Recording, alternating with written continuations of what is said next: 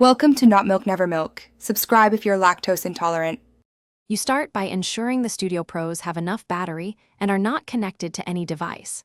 Once done, power them on and disconnect Bluetooth from all devices. Make sure your phone forgets them so pairing data clears. Now locate the power button and the noise control button. These two will perform the reset together. Press and hold both simultaneously.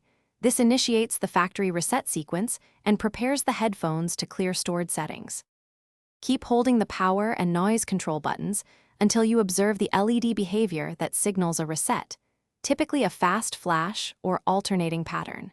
You should feel a short vibration or hear a tone depending on firmware. This confirms the device is erasing pairing and preferences.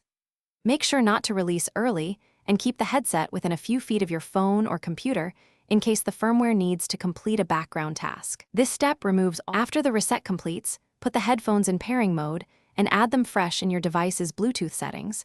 Treat them as a new product so previous profiles don't reappear. Next, open the Beats app or your device firmware manager and check for updates. Installing latest firmware prevents odd behavior.